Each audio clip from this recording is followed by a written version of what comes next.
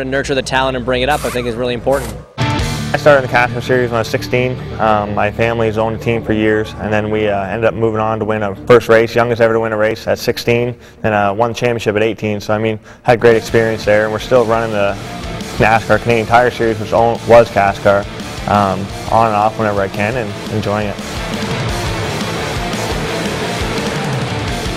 You know, people seem to think that the Canadians are just basically strict on ovals road courses, and that we don't have many racetracks around here. But there's several racetracks around here. We have several different levels of go-karting, midgets. We have a lot of different levels of racing here. So I mean, I don't think they understand, you know, that we're not just coming from the road course background. And it takes time. It takes a lot of good engineering. It takes sponsorship. It takes everything. And we definitely have that here in Canada. And I think once we do break into the series full-time, it's going to be a great asset for NASCAR. If you want to get into it, you know, I'd say start young, and you know, it's all about seat time. There's a saying in racing: there's no substitute for seat time. So every opportunity you have to drive, no matter what it is, you know, get your butt into a seat and do some laps. And if trying to make a career of it is what you want, the biggest piece of advice I can give you is to just never give up.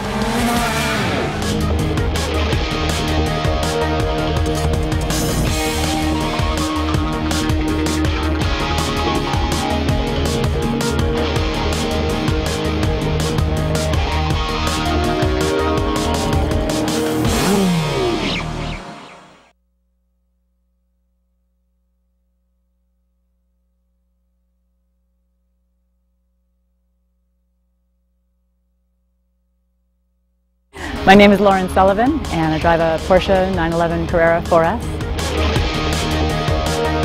The driving, the handling, the cornering, the speed, all of those combined.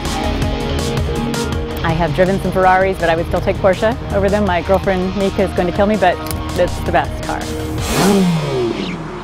Honda is one of the hottest brands in Canada.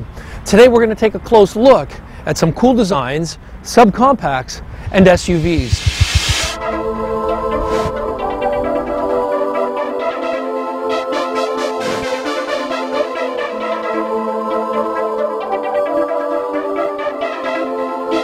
You know, Honda speaks for itself. A lot of people are interested in the brand, very reliable, they hold their value. That definitely helps out in business for sure. Honda Fit, made in Japan, one of the top selling cars in Japan. Came to Canada a few years ago, phenomenal car. Perfect car for the young driver, perfect car for getting around town, great on gas. You can fit unbelievable amount of cargo in that vehicle. Very reliable, retains their value exceptionally. All around, great car. The Pilot's one of those vehicles that was redesigned in 2011. I was a little upset when I heard they were going to redesign it because I loved the design that was out there at the time, but when I saw the new one come out, I couldn't believe it. I try at every opportunity I can to come up with an excuse on why I need to take one home for a weekend. We have such a diverse clientele that drive that vehicle, anywhere from the families that are driving the kids to hockey and soccer, all the way to businessmen that spend a lot of time traveling, a lot of times in their vehicles, so their vehicles are their office. Wide assortment of people drive that vehicle and they all love it. It's an exceptional vehicle. The Accord Cross Tour, an offshoot of the Accord. It's got a unique style, a unique design to it. The added weight gives it a phenomenal ride on the highway. I've driven them quite a few times, and to me, I love the design of it. I love the way it handles, the weight distribution of the vehicle, and the fuel consumption on the vehicle is phenomenal for that segment of car.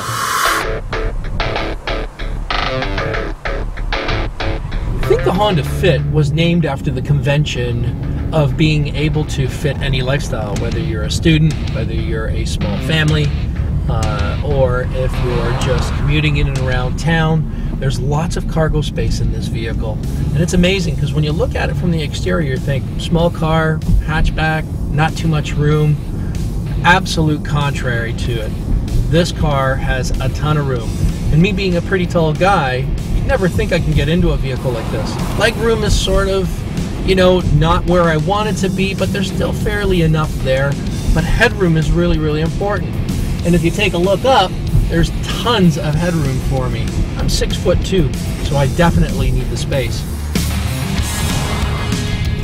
The dashboard's really cool too because it sits on an angle and everything is integrated into one pod so that everything is within a good or easy reaching distance, so that you're not reaching halfway across the dash. You can keep your eyes focused on the road while your hands are on the wheel, and if you need to reach over and hit a button, you can. It looks really, really funky, but definitely serves some really strong purpose.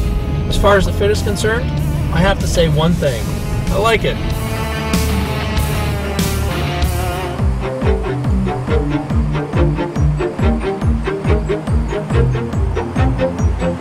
So when we're talking about trucks, I have to say the Pilot really is a truck, and it feels like a truck. It feels really good, it feels really strong, it feels heavy. I know it's not heavy, but it feels heavy and it feels solid when it's on the road.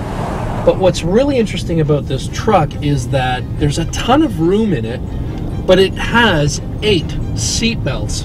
Now that could be any combination of people, whether it's mom and dad, or whether it's children, or what have you, or even pets for that matter. But once the seats are folded down, there's a ton of cargo capacity in this thing.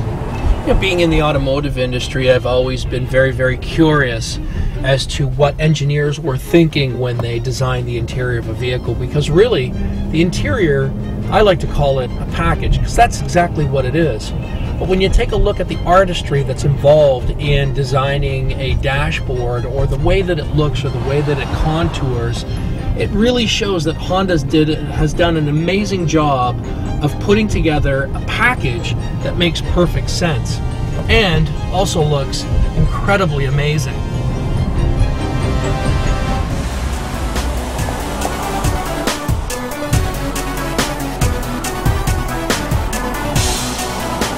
I think this vehicle has been designed specifically to give you a smooth ride, a comfortable ride, a safe ride, and if you're ever going on long distances, this vehicle is incredibly, incredibly comfortable.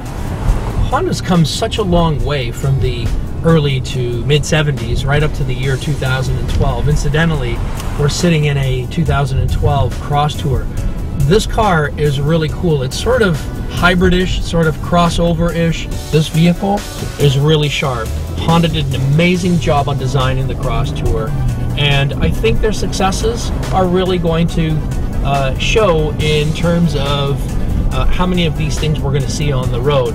And the exterior is sort of a really neat design, but it's catchy, and it's one of those designs that makes you look twice, and it almost has to grow on you.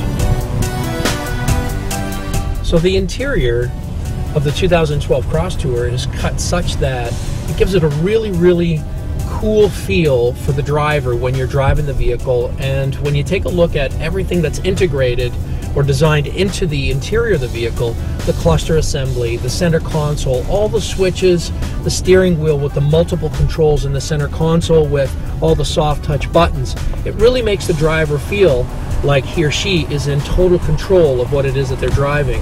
And really today, that is the essence in the design of an interior of a vehicle, and Honda's really taken it to task. And what they've done is really focused on making sure drivers have their eyes on the road and hands on the wheel.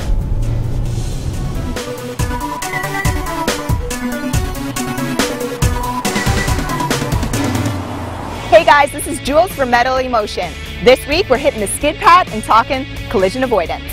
Hey guys, we're about to go through the collision avoidance exercise. This is a pretty intense situation, just like driving on the road. I'm keeping my eyes focused, my hands are at 9 and 3. I'm going through the course, and again, I'm always focused, nice and straight. I'm going to go through a slalom course here. The cones represent vehicles. My eyes always remain forward, never on people's bumpers in front of me. Keeping your eyes always focused. We're going through the course, and that's the way we do it. So guys, just to review, in order to avoid a collision on the road, your eyes looking forward, hands on the steering wheel. That's your tip of the week. Until next time, tail lights. That's it for this week. If you have any comments or questions, be sure to visit us online at rogerstv.com. See you next time on Metal Emotion.